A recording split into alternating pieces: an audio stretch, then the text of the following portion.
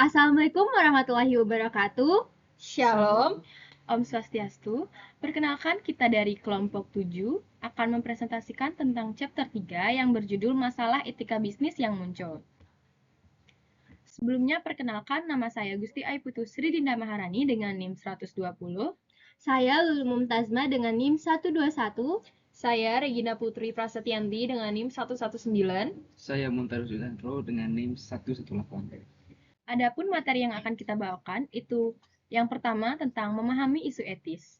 Di sini isinya tentang mengenali masalah moral dalam konteks bisnis.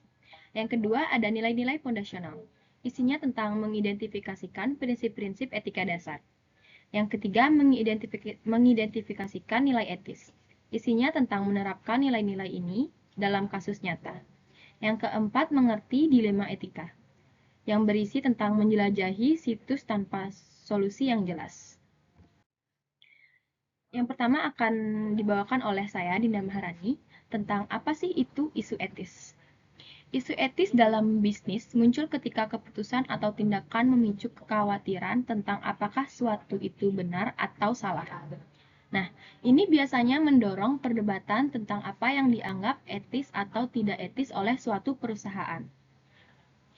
Masalah-masalah ini seringkali bermula dari konflik antara keyakinan moral, pribadi, maupun individu dan nilai-nilai inti organisasi tempat mereka bekerja.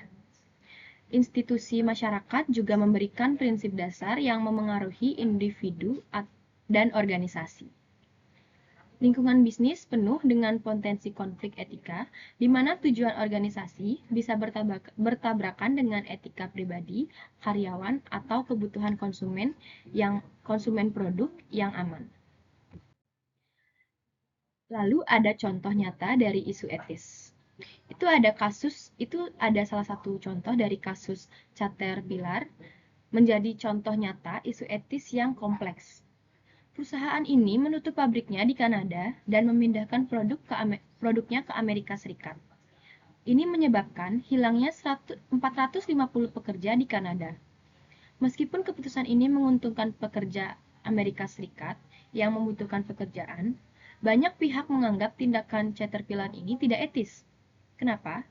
Karena mengabaikan nasib karyawan Kanada yang memprotes upah mereka. Hal ini menunjukkan bagaimana tekanan dari berbagai pemangku kepentingan, seperti contohnya karyawan, komunitas, ataupun pemerintah, dapat menciptakan konflik etika yang signifikan dan mengubah apa yang awalnya masalah bisnis menjadi perdebatan moral dan hukum. Selanjutnya, tentang nilai pondasi dalam etika, itu akan dijelaskan oleh teman saya, itu Lulu. Jadi di sini saya akan menjelaskan nilai pondasi dalam etika. Untuk mengidentifikasikan dan menavigasikan masalah etika, penting untuk memahami nilai-nilai dasar seperti integritas, kejujuran, dan keadilan. Nilai-nilai ini menjadi panutan dalam mengevaluasi kegiatan bisnis dan mengembangkan perilaku yang sesuai. Pertama, integritas, yaitu mengacu pada keutuhan dan keteguhan pada internal dan eksternal. Yang kedua, kejujuran, berani mengatakan kebenaran tanpa menyembunyikan apapun, penciptakan transparansi dan kepercayaan. Yang ketiga, keadilan. Kualitas menjadi adil, tidak memihak, dan setara, memastikan distribusi yang merata dan perlakuan yang sama. Kemudian, membenah nilai, integritas dan kejujuran. Integritas sebagai landasan kepercayaan. 1. Keutuhan dan suara. Integritas memastikan bisnis beroperasi dalam kondisi yang tidak terganggu, menjunjung tinggi nilai-nilai yang telah ditetapkan. Yang kedua, transparansi dan hubungan. Ini mencakup kualitas produk, komunikasi terbuka, dan membangun budaya kepercayaan yang kuat. Yang ketiga, kepatuhan tanpa kompromi. Organisasi diharapkan untuk mengikuti hukum dan tidak merugikan pemangku kepentingan melalui penipuan atau pemaksaan. Lalu, kejujuran sebagai kebenaran inti. Yang pertama, mengatakan yang sebenarnya. Kejujuran adalah tentang memberikan informasi yang benar sesuai pengetahuan kita. Yang kedua, mengatur emas Konfusius, perlakuan bawahan Anda sebagaimana Anda ingin atasan Anda memperlakukan Anda, menekan kehormatan dan reputasi.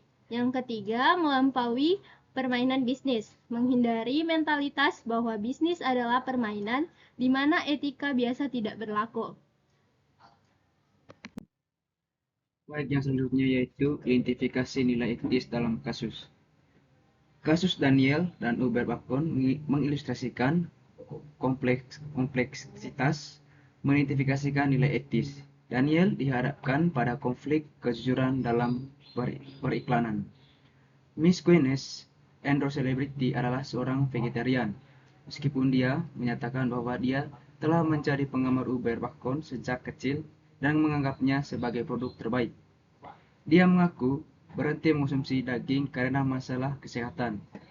Secara bercanda, mengaitkannya dengan serangan jantung yang mengganggu untuk terjadi dari konsumsi bakon.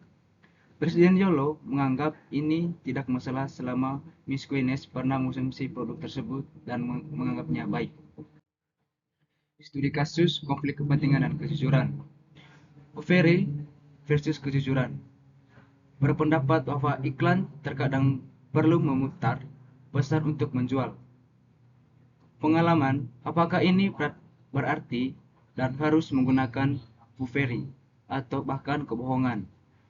Kelainan untuk membuat iklan menarik meskipun bertentangan dengan fakta bahwa Miss Guinness tidak lagi mengonsumsi daging. Integritas pribadi Daniel. Daniel ini ingin memulai karirnya dengan cara tidak jujur. Ini konflik kepentingan pribadi dengan tuntutan pekerjaan. Bagaimana dia bisa menyeimbangkan ambisi profesional dan nilai etisnya. Tanggung jawab terhadap konsumen. Jika Daniel menulis iklan yang menyesatkan, apakah ini merupakan penipuan pemasaran? Bagaimana ini akan memengaruhi kepercayaan konsumen terhadap merek Uber Bakon dan Yolo? Selanjutnya adalah memahami dilema etika. Mungkin kita semua sering mendengar kata dilema, entah itu baik dilema perasaan, dilema dalam memilih barang, ataupun sebagainya. Begitupun dengan etika. Etika sendiri memiliki dilema etika. Dilema etika adalah situasi di mana tidak ada pilihan yang sepenuhnya benar ataupun sepenuhnya salah. Melainkan, semua opsi memiliki hasil negatif dan individu, kelompok, ataupun organisasi harus memilih antara yang kurang tidak etis ataupun kurang ilegal.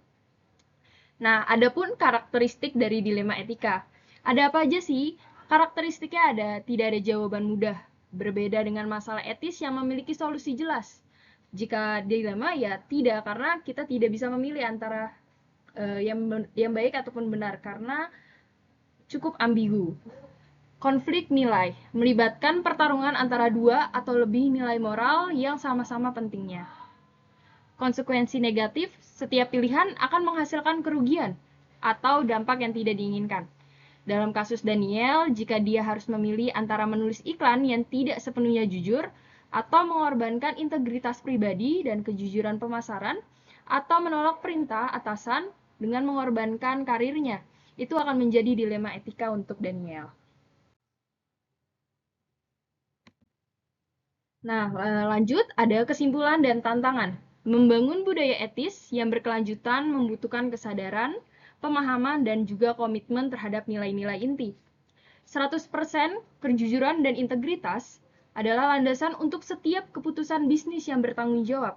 Jadi, dalam bisnis, tentu kejujuran dan integritas adalah fondasi utama untuk kita bisa menjalin bisnis dengan rekan-rekan kita. Lalu, 1 dari 3 pekerja mengalami bullying. Menyoroti perlunya kebijakan anti-intimidasi yang kuat. Tentu kita sering melihat dan sering mendengar berita bahwa tidak sedikit perusahaan yang di dalamnya ataupun di luarnya terlihat baik-baik saja, tapi ketika kita melihat atau kita mendengar cerita-cerita dari karyawannya, mereka mengalami bullying. Lalu, 3,5 triliun dolar kerugian akibat penipuan, menunjukkan dampak finansial dari pelanggaran etika. Tantangan ke depan adalah bagaimana organisasi dan individu dapat secara proaktif mengintegritaskan etika ke dalam setiap aspek operasi mereka, mencegah masalah etika berkembang menjadi dilema yang sulit. Baik, itu dia presentasi dari kelompok 7. Jika ada pertanyaan dari Ibu atau dari teman-teman, kami persilakan untuk menanyakannya langsung pada kami atau lewat grup WhatsApp. Sekian dari kelompok kami ucapkan terima kasih.